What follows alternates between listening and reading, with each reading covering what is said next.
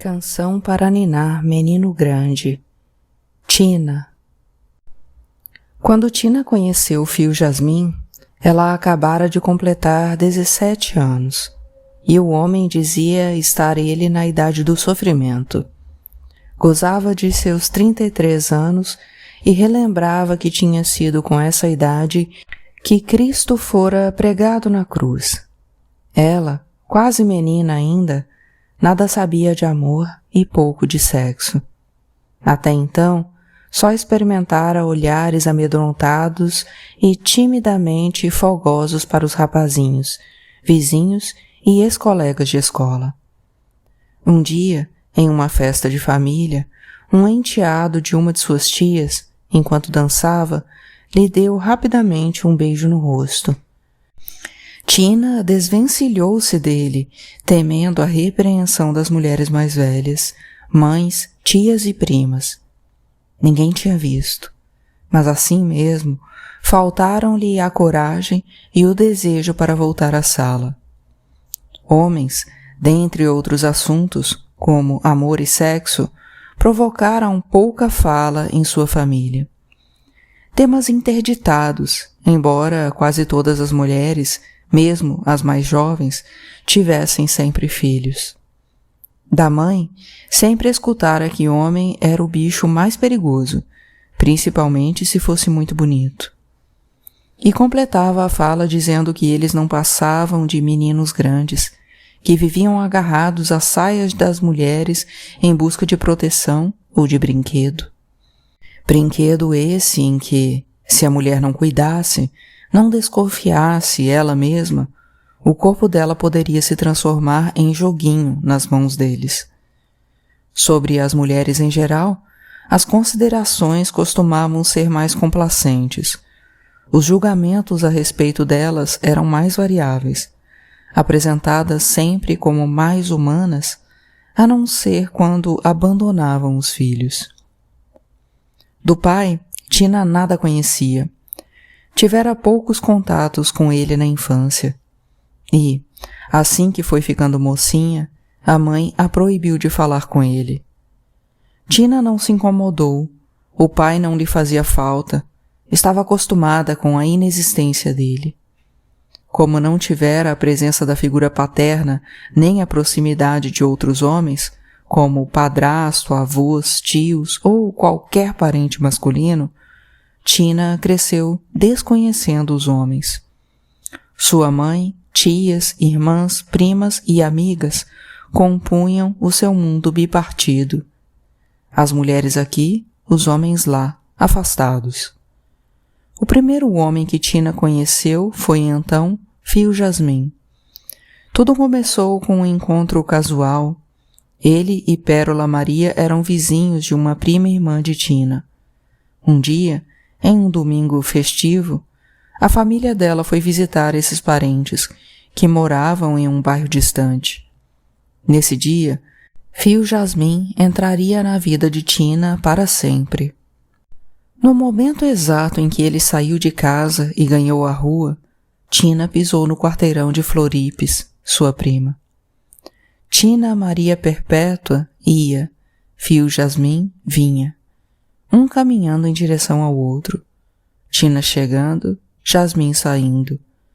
E quando se contemplaram, já bem próximos, uma desconcertante ardência queimou o rosto de Tina.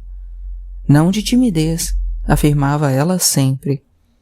Foi como se aquele homem que vinha andando em minha direção, no momento exato em que o corpo dele parecia querer invadir o espaço do meu corpo, ele me atingisse com um inesperado e violento tapa no rosto.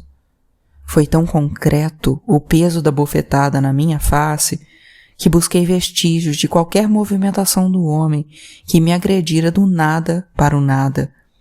Nada encontrei de movimento. As mãos de Fio Jasmim sequer haviam mexido dentro do bolso. Tempos depois, quando os dois conversaram sobre o primeiro encontro, tão casual, o próprio Fio Jasmim reconstituiu a cena, reforçando a versão de Tina. Ele apreendera no rosto dela, no momento exato em que seus corpos quase se trombaram, um movimento de contração na face de Tina, como se ela estivesse padecendo de uma estranha e inexplicável dor. Floripes, também de sobrenome Maria Perpétua, ainda era jovem, porém mais vivida do que Tina. Logo entendeu o interesse da moça, quando ela comentou sobre o homem com o qual havia cruzado minutos antes. Já era hora de a prima começar a pensar em namorar, mas Fio Jasmim não seria o caminho certo. Ouviu o pouco que Tina falou do homem que acabara de cruzar pelo caminho, mas não alcançou nada dos sentimentos da prima mais jovem, assim como não decifrou a inexplicável sensação que a moça disse ter experimentado, a de ter sido esbofeteada no rosto por aquele homem. Crendo que Tina estivesse jogando verde para colher maduro, querendo todas as informações sobre o sujeito que lhe atravessara o caminho, Floripes abriu o verbo. Sem que a outra lhe perguntasse explicitamente nada, Perpétua cantou a pedra e disse tudo o que sabia de Fio Jasmim. Da mulher que ele considerava como pérola, a pérola, e das outras joias que ele colecionava, de menor grandeza. Falou também dos filhos do homem, que naquela época não eram ainda tantos. Aproveitando o interesse que Tina havia demonstrado por Fio Jasmim, Floripes, como prima mais velha, se sentia no dever de cuidar da prima mais nova. E, já tendo experimentado algumas incursões no terreno masculino, se esforçava para explicar para Tina o quão era movediço aquele espaço. Sem saber como dizer, como provar a instabilidade do terreno no qual Tina estava prestes a pisar, Floripe se limitava a repetir que o homem era muito perigoso, muito perigoso, muito perigoso. Dos perigos oferecidos pelos homens, apregoados pelos vários parentes de Tina e talvez mesmo pelos próprios familiares da esposa de Fio Jasmim, especialmente pelas mulheres, parece que Pérola só conhecia ou só acreditava em um. O homem fazia filhos. E faziam assim como jogavam bolas, soltavam pipas, ou como se tudo fosse uma piada, uma conversa picante a respeito das mulheres. Assim, eles faziam filhos. Podiam até amá-los depois, como o próprio Jasmim parecia amar os dele com Pérola Maria, mas nunca pensavam antes de concebê-los, deixavam tudo para a mulher pensar e resolver. Se fazer filho era o mal maior que um homem podia causar a uma mulher, para Pérola, perigo não era. Ela gostava de ter filhos, gostava de parir. Já tinha dado à luz quase uma dezena de filhos, todos de parto normal, e a cada filho parido bendizia o momento do parto e lamentava a fugacidade do tempo escorregadio em que os bebês deslizavam de dentro dela. Talvez fosse esse o singular prazer de Pérola. Algumas mulheres de nossa confraria juravam que um dia tinham ouvido uma fala dela. Em altos elogios, ela bendizia a hora do parto. Foi essa a única afirmação que nos chegou, com testemunhas ouvintes, sobre alguma coisa que a mulher de Fio Jasmim teria dito. Na ocasião, ela estava saindo da igreja, ou melhor, vinha da pia batismal, carregando o seu 9º ou 10º filho. Mamãe Pérola vinha feliz ao lado de Fio Jasmim, que nem para os lados olhava. Pessoalmente, nunca ouvi nada de Pérola, mas só o que as outras diziam sobre ela. Afirmavam, por exemplo, que ela não amava o marido tanto assim e que pouco se incomodava com as proezas extraconjugais dele. O que ela esperava de Fio era a garantia de engravidar para parir depois. E isso estava garantido sempre. Se fosse possível, ouvi dizer ser essa igualmente uma afirmativa de Pérola Maria. Seria dela também um momento de parto de todas as outras mulheres que o marido teria tido. Ela teria dito ainda que lamentava, e muito, a infeliz sorte de Tina. A moça não tinha tido o prazer do gozo maior, a de sentir um bebê, uma vida dentro dela. Em Tina, Fio ainda não lhe fizera filho algum. Fio Jasmin tinha uma indubitável certeza do amor de Pérola Maria. Ele afirmava o sentimento que a esposa nutria por ele aos quatro ventos. Tinha tanta certeza que, quando partia para novas conquistas, nenhum esforço fazia em busca de bons resultados. Caso não conseguisse, pensava Fio Jasmin, Pérola estaria em casa, sempre aguardando por ele. Para Fio, Pérola não oferecia enganos. Ancorar seu corpo nos corpos de diversas mulheres tinha sido uma lição que Fio Jasmin aprendera com o próprio pai. Filho de Máximo Jasmin, um homem de pequeno porte, aparentemente tímido, e que tinha uma prole de 17 filhos espalhados pelo interior das Gerais afora. Fio, um dos mais novos rebentos de Máximo, fora concebido em uma menina de 15 anos, quando o homem já beirava quase seus 60. Fio cresceu ouvindo as proezas do pai. Aprendera com ele que ser homem era ter várias mulheres, e o mais certo era escolher, dentre elas, uma mais certa ainda para o casamento. Cedo, Fio Jasmin começou a buscar avidamente por mulheres, como se o nosso corpo não tivesse outra função, a não ser a de ancoradouro para os homens. Aprendiz de maquinista, a habilidade também herdada de Máximo Jasmin, Fio, desde o seu tempo de rapazinho, foi contratado pela empresa em que seu pai trabalhara antes. E, em uma rede ferroviária, Fio varara o coração do Brasil em caminhos de ferro. Para descansar da lida, vida corrida sobre os trilhos durante dias e dias, Fio Jasmin buscava outras paisagens, se quedava nos corpos das mulheres. A cada encontro, se pensava mais macho e, portanto, mais feliz. A cada retorno à sua pequenina cidade natal, chegava alardeando suas conquistas diante dos colegas. Rapazolas de poucas experiências de viagens sobre o corpo das mulheres. O pai de Jasmin, homem já maduro, cuja flor já não gozava de haste tão rija, sorria feliz ouvindo as histórias do filho. Na escuta dos jactados encontros de Jasmin com as mulheres, o pai, saudoso das façanhas do passado, se reconhecia na virilidade do filho. Ficava imaginando mulheres oferecidas diante dele a brincar desejantes e carinhosas com seu ereto lírio negro. Bem se vê que a lição que Fio Jasmin tivera em casa estava sendo muito bem aproveitada. Fio não defendia nem acusava nenhuma mulher que tinha surgido em sua vida, a não ser Tina. Do amor da moça, ele se colocava como vítima. Havia algo em Tina que deixava Jasmin conturbado e preso. Ela não exigia nada, como outras surgidas nos caminhos dele, mas havia um quê de pedido e de imposição em cada ato da moça. Fio se lembrava perfeitamente da primeira vez que tinha visto Tina. Ela era bem jovem. Na ocasião, a moça vestiu uma saia de um tom marrom, meio rodada.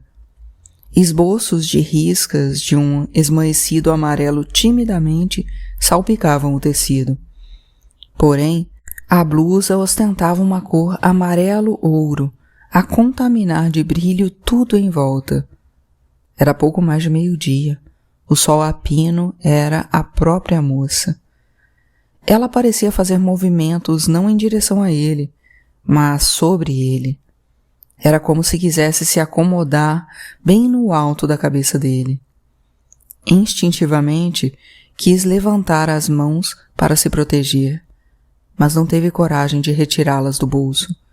Desesperou-se quase. veio em sua lembrança uma repetida frase, quando ele, criança ainda, brincando ou mesmo brigando aos murros com outros meninos, ouvia a voz da mãe dizer: "Cuidado com a moleira de Jasmim, cuidado, ele tem a moleira aberta." Será que aquela moça queria lhe ferir a cabeça, atingindo-lhe bem em cheio a sua moleira? Mas, novamente encantado pelo conjunto da imagem, caminhou sem querer em direção a ela.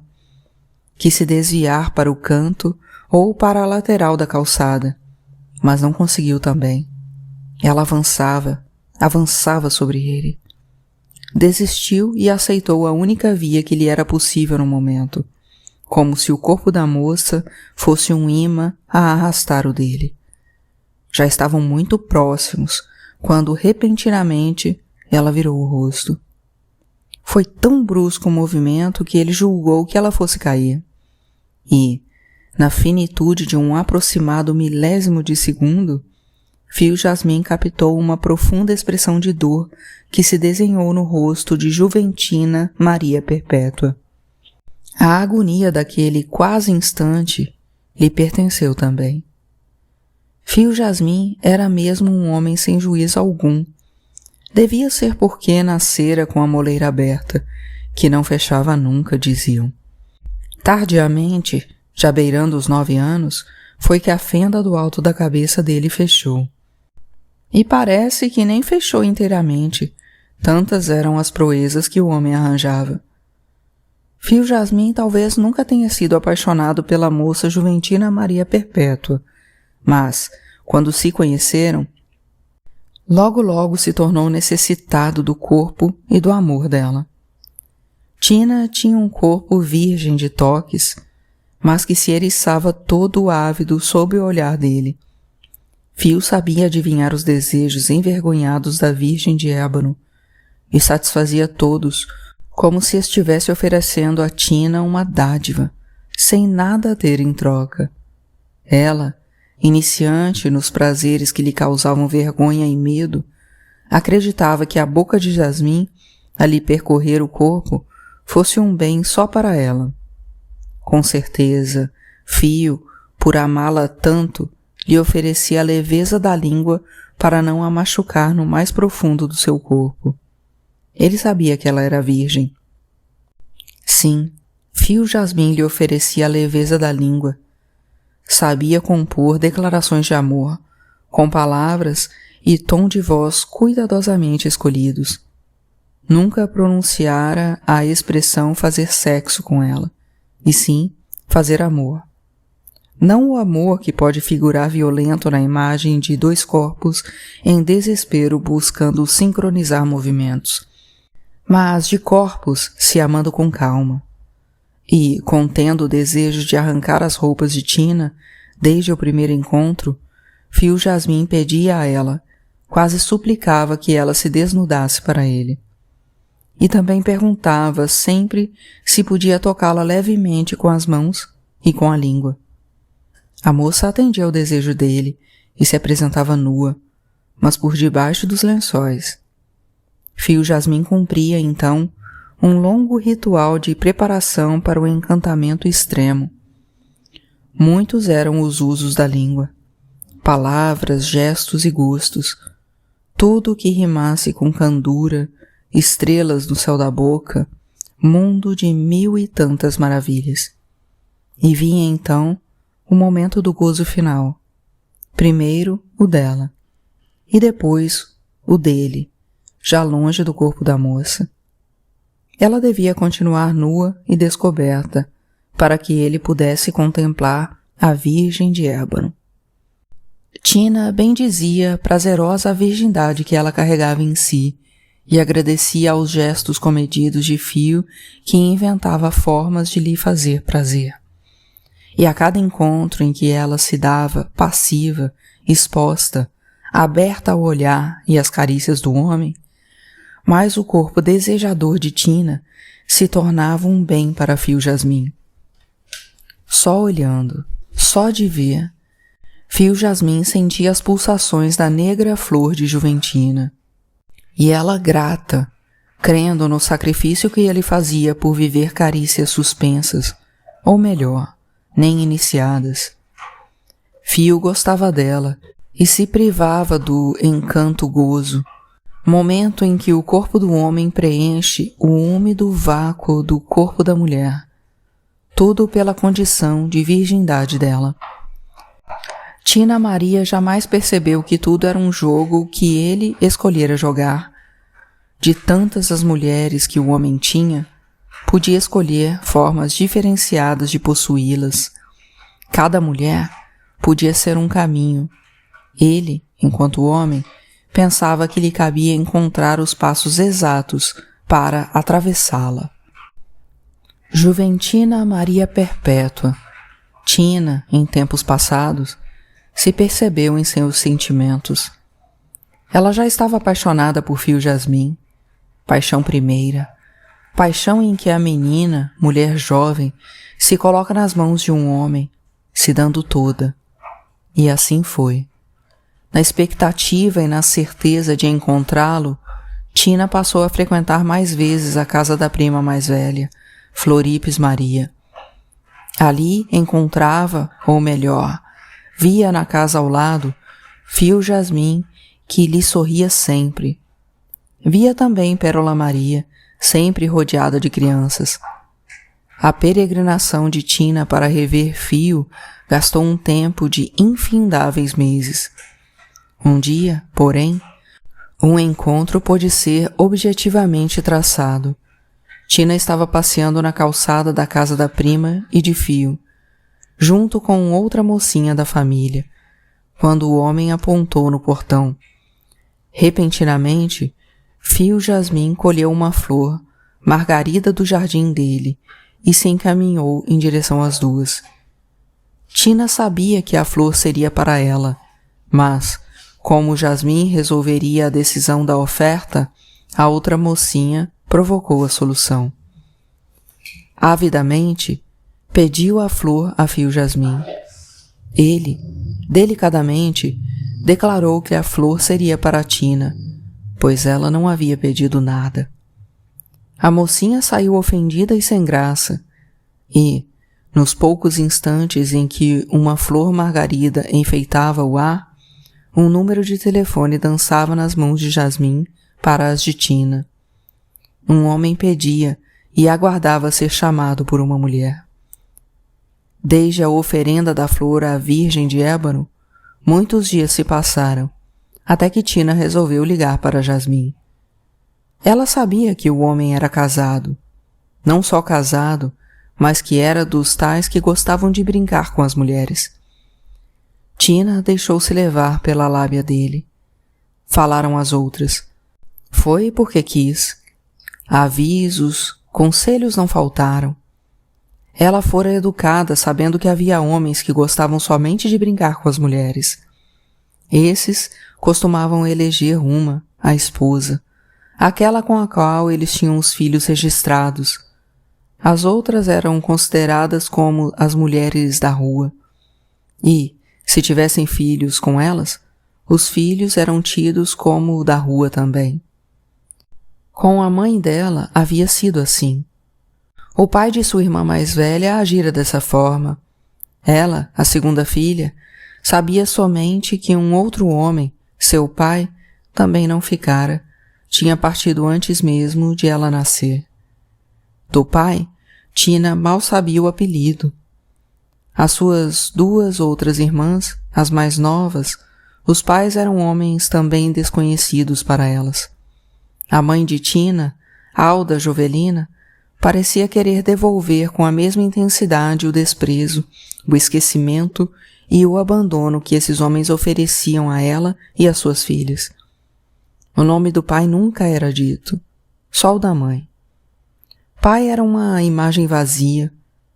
Durante muito tempo, época ainda da infância de Tina, só a mãe e as tias lhe bastavam para a sua vida menina. De pai, alguém que não era, e se tornou, havia o tio velhinho, marido de uma das suas tias. Tio Antônio Pedro Miango lhe contava histórias e lhe pedia o cachimbo, sempre perdido em qualquer canto da casa.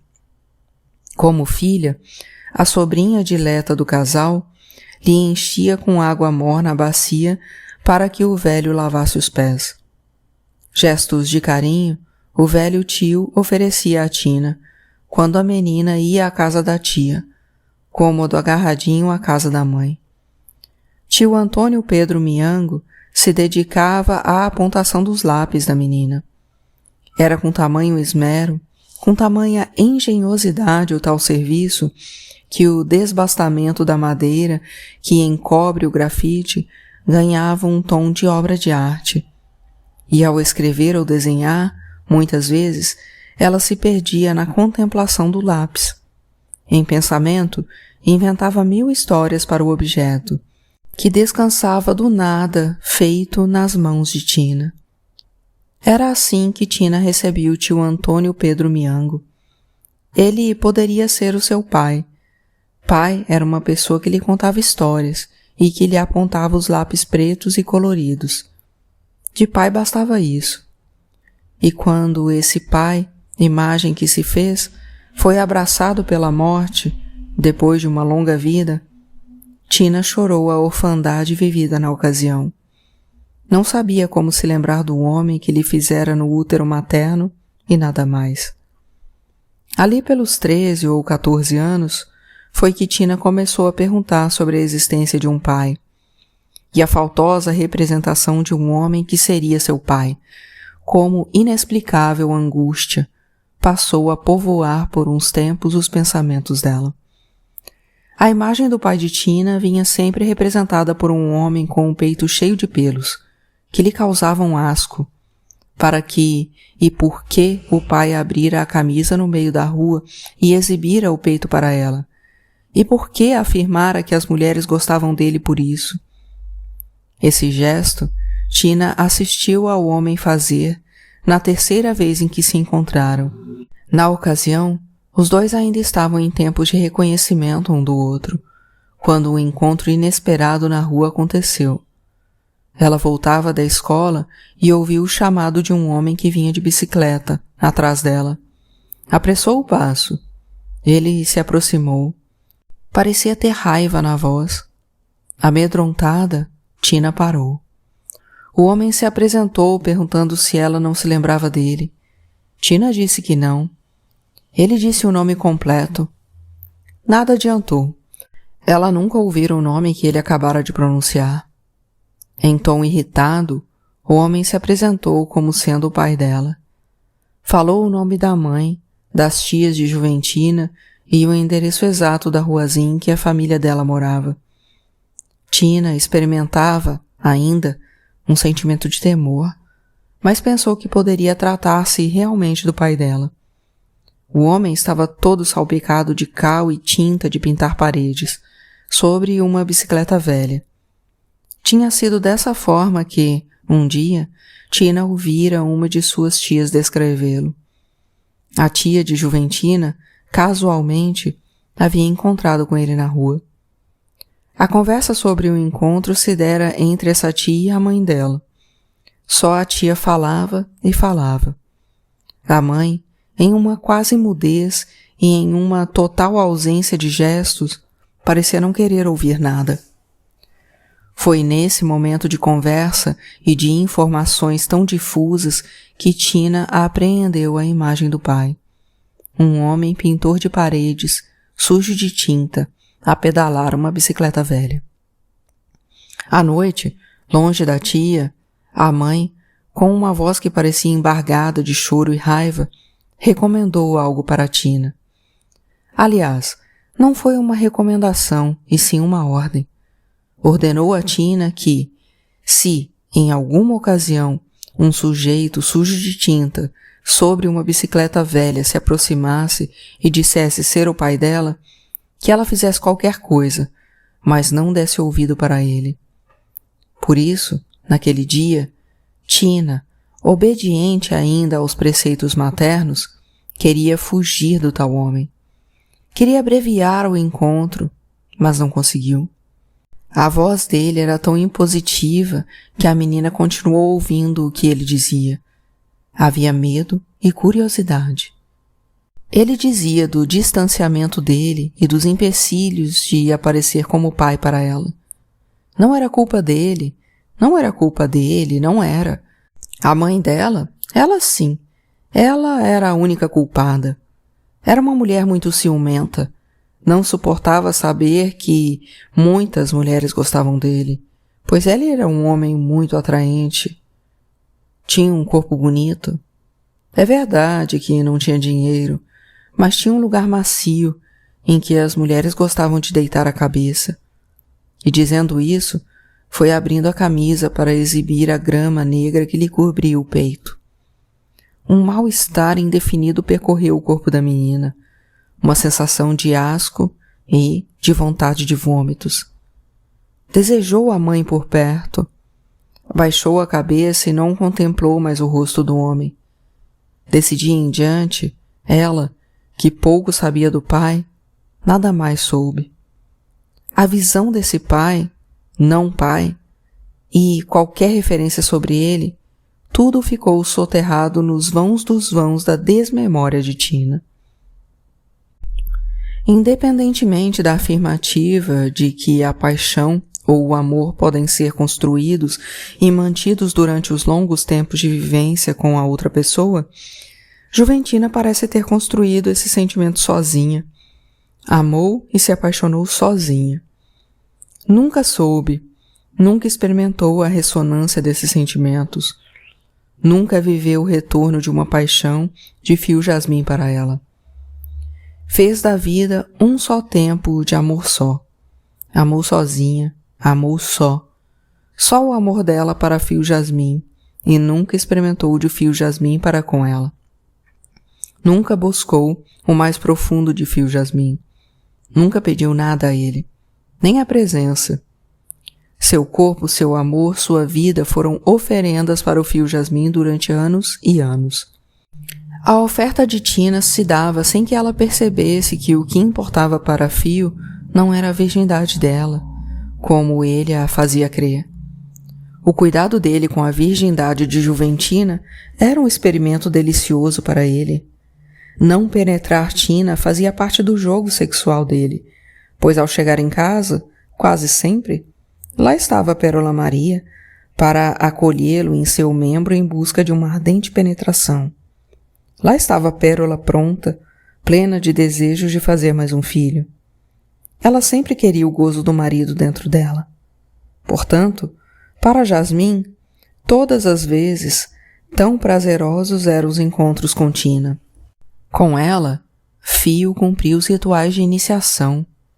Com Pérola Maria, ele chegava ao final do jogo, o gozo. Mais prazer ainda ele sentia quando visitava Tina e não cumpria logo em seguida o encontro com Pérola Maria, pois, no tempo, no espaço entre o da posse do corpo de Tina e o da posse do corpo de Pérola, Jasmim, por pensamento, dava longa continuidade ao exercício da excitação. Assim, o corpo de Tina também se acostumou à única forma de chegar ao prazer, aquela que lhe foi dada a conhecer por fio jasmim. Nunca mais, nem em desejo, Juventina imaginou outra pessoa a lhe tomar o corpo. Ninguém mais coube nos sentimentos de Juventina Maria Perpétua. As pessoas que se aproximavam nunca encontravam ecos dos sentimentos oferecidos a ela. Durante quase 2 décadas, o amor dela por Fio se afirmou sempre em tom crescente, mesmo quando não havia mais motivo, nem mais a presença dele para amá-lo tanto. Foi um sentimento que se deu de tal forma que Juventina amaria todas as mulheres de fio jasmim, se essa fosse uma condição para continuar sendo dele.